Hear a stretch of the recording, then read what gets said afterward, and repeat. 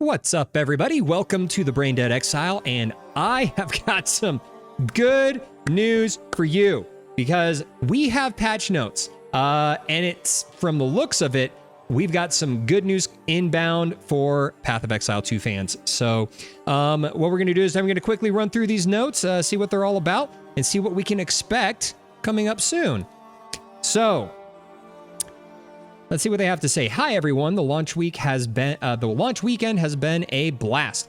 We've really enjoyed seeing all of you get your hands on the game and finally try out the project we have been working on for so long. And oh my gosh, it has been so freaking long. I've been waiting for this for what feels like an eternity. So I am thoroughly enjoying it. So yes, it has been a long time coming.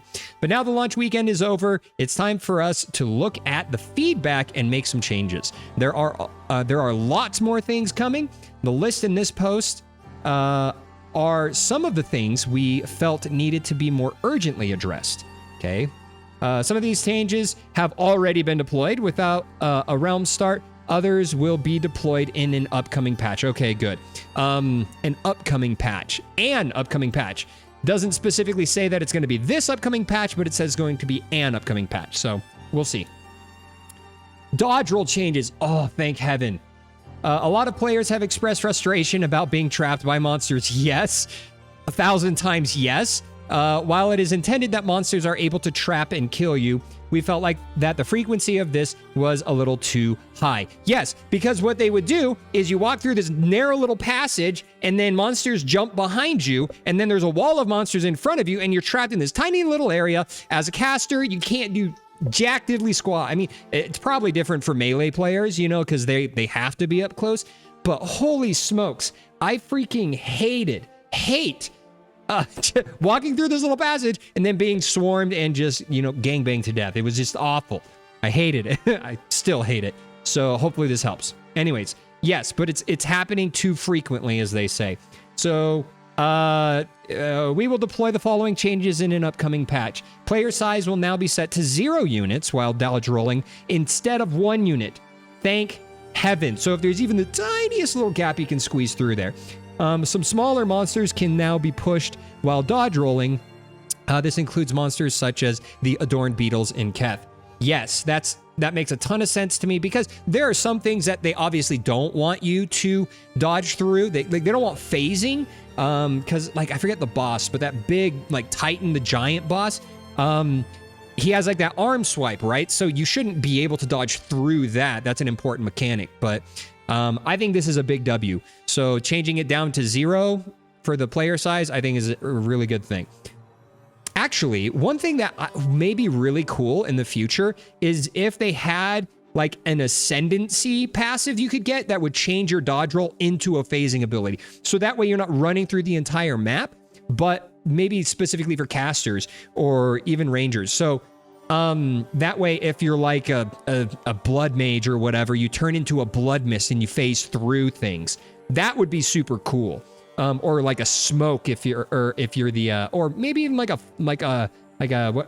in PoE 1 flame dash, something like that for the Infernalist? Is that the other one? Anyways, but yeah, it'd be really cool if casters could have a passive where they did phase instead of a standard dodge. I think that would be freaking sick. But, what do I know? Okay, so it's 0, push smaller monsters. Okay, so you can get trapped less often. That's a big W. You can still be trapped.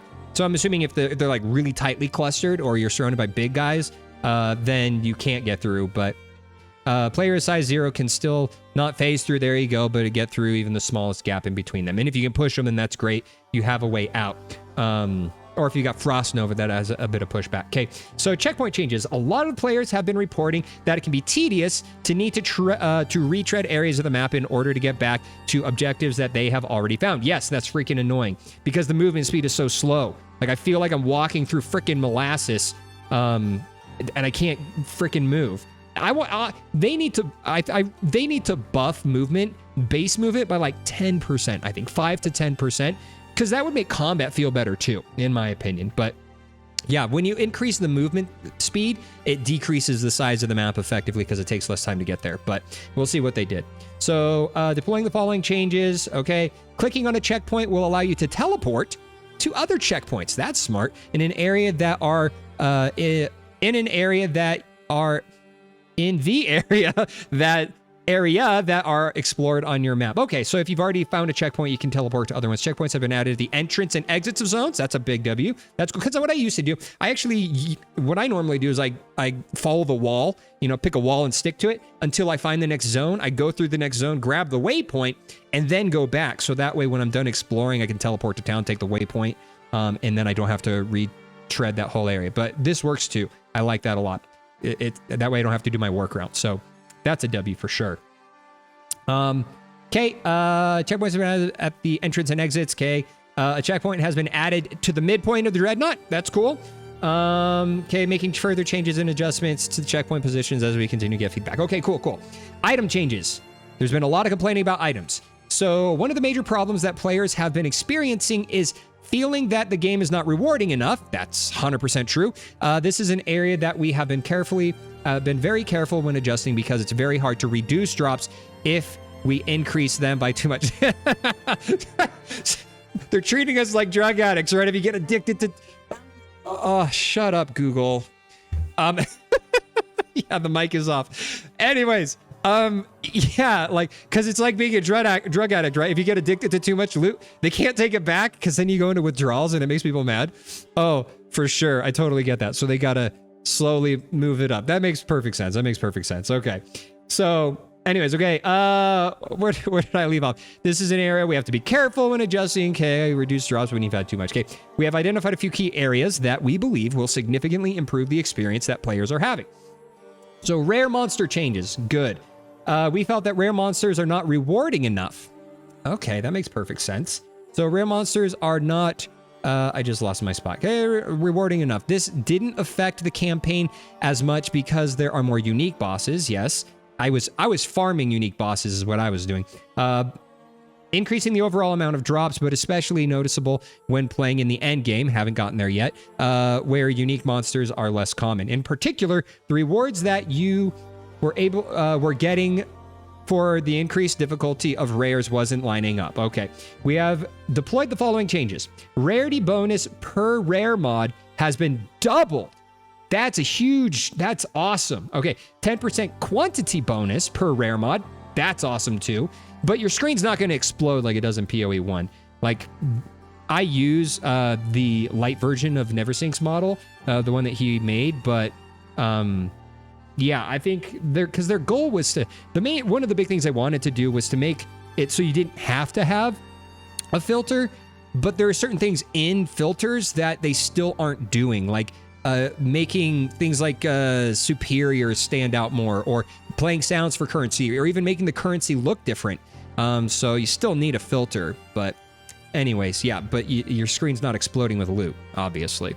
So increase the chance of rare monsters inherently having more modifiers as you progress through the game, so that way you can get more mods or more loot. That makes sense. Okay. These changes will cause rare monsters rewards to naturally scale up as you go to higher levels because of the number of mods. A monster can have increases throughout the campaign and in an endgame. In addition, many other forms of map juicing will indirectly cause rare monsters to have more mods as well, increasing the rewards of these other mechanics too. Okay, that makes sense. Also, note, kitty cat, my cat's biting my leg. Also note the changes below to make sure each map has a minimum number of rares, which also increases the average number of rare mods and thus increasing drops further. Okay, cool. Currency changes. Oh my gosh. I want to craft, but I get so little currency that I can't craft. I don't get rares, and I don't get the materials to craft. So I'm like, what am I going to do, right? I think the big thing is they need to have way more currency in the beginning to teach, and they need a tutorial. Really, they need a tutorial in how you use currency, or how you use, it's not even currency anymore. It's technically, it's like crafting materials. So how you use crafting materials from the beginning of the game. Like as soon as you, I think as soon as you get the tools for the blacksmith or whatever, Renly or whatever his name is in the first area, you should be able, that's when the tutorial should go through how to use the table, how to disenchant, how to craft, and the process for that. Because for new players, they're not going to understand that. Like if you have a currency tab, it makes a lot of sense because you just go from left to right with the way it's laid out. But there's no tutorial in that or anything. I think they need to allow you to store your currency in your currency tab or in your stash tab. If you're a regular player without a currency tab, you should be able to access all. They should have a crafting bench like PoE 1, but allow you to see a list of all of your currencies on one side. You put your item in that you're crafting inside the table, and then it shows you all the currency that you can use. It highlights the ones that are available, the ones that aren't available, and it kind of goes through that process and explains how to craft. So I think it'd be really cool to have like a single crafting bench that pulls all your currency from your stash and allows you to craft right there on the bench. And then you can have a tutorial and everything like that, but who knows? That's just me. So anyways, let's get back into this. So we've deployed the following changes. Regal orb drops increased by 40%. That is awesome. Big win. Okay, disenchanting of 6 mod rares to give 2 regal shards instead of 1. That's good. Because, anyways, I was gonna say like I was also gold. I wasn't getting enough gold either, so I was actually selling my rares that I didn't need and then disenchanting the magics because, yeah, I just felt like I needed the gold more than I needed the modifiers in the early game because I was just going to be, you know, hopefully upgrading in the next few areas anyways. So I didn't want to invest, you know, any of my more valuable currencies in low level gear. Anyways, so 6. Okay, got that. Lesser jewel orbs drop rate increased around 33%. That's great. Reduce the drop rate of chaos orbs slightly as they are less valued, and so that it doesn't consume so much of the rare currency. Okay, this is talking about the pool. The drop pool. This causes currency such as exalted orbs to increase somewhat. That's excellent. I actually think that's a really, really good idea. Gem cutter prisms drop rate increased by 500%. And then gem cutter prisms now increase the quality of gems by 5% instead of 1. So it's 500% more, and you need way less. So that's fantastic. Okay, map mod changes. Like with rares, we felt that players were not being rewarded enough for their difficulty that were being added to the maps. Significantly increase the value of all prefix map mods. Okay, that's awesome. Change the map prefix mods, but some example changes we have dropped are rarity mods have been increased by 2.5x. That's awesome. Quantity mods have had extra rarity added to them. This is now in a later patch. Okay, we removed the bottom tier of some mods. That's a good because so you don't roll the bottom tier. You're much more likely to roll modifiers that affect drops or pack size rather than less useful mods. Okay, that's a W. In addition, it has been identified that some areas are not being affected by the increased number of monster packs, so that's a bug that they fixed. Okay, fixing them. Okay, cool. Unlucky drop protection. One of the major issues we have identified are outlier unlucky drops. A single unique boss dropping badly. That blows. Yeah, I've seen that. Especially early on can have a significant effect on your character. We have deployed the following changes. No more than 50% of a unique monster's drops can be gold. That's good because I have killed bosses and gotten just a bunch of gold, and honestly, it wasn't a lot of gold anyways. Act bosses and map bosses always drop at least 1 rare. That's fantastic. That's fantastic. Okay, the first of these changes is more significant than the first appears because players can't see the difference between normal and rare gold piles. Okay, so I didn't even know there were normal versus rare gold piles other than the quantity. You'll get more equipment and currency items, which can take more advantage of the rarity increase that unique monsters provide. Okay, cool. Click to move. There's an issue with move only command. Was name locking. Okay, some bug.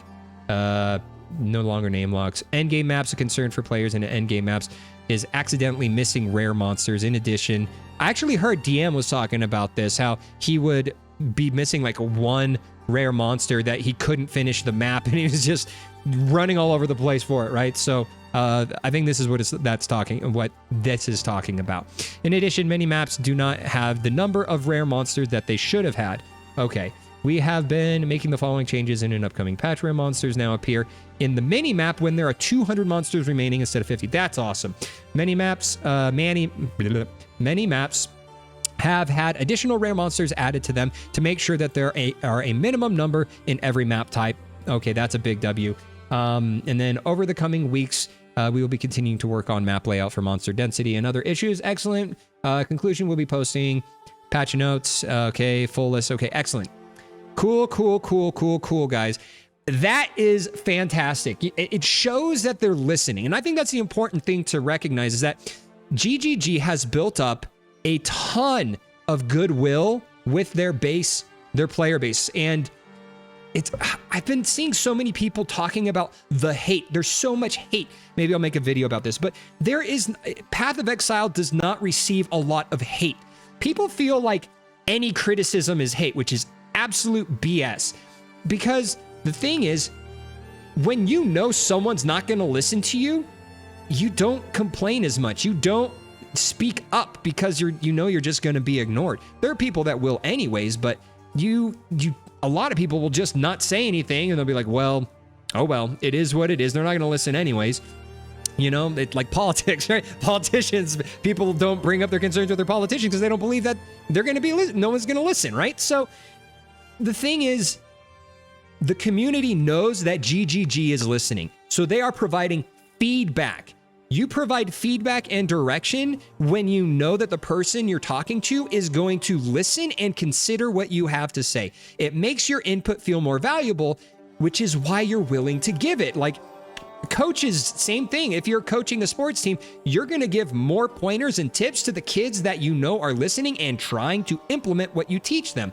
It's the same thing with like a kid. Like as a dad of teenagers, I know this. Like if you have a kid who you know listens to you and actually tries to implement the things you teach them, you are much more willing to provide them guidance and try to help them with themes because you know that they're actually listening. There's a huge difference. I don't have to go too deep into that, but GGG listens, which is why they're getting so much feedback. It is not hate. Hate is done with malicious intent. Feedback is done with the hopes and belief that the input you give is going to be acted on. So anyways, I love this. I'm excited. This game is a 9 out of 10 already. And I believe that with how much GGG listens to their player base, this will be a 10 out of 10 when it reaches full release. I'm loving early access. I hope you guys are too. But anyways, for more PoE, information, stay right here with Brain Dead Exile. I'll see you in the next one.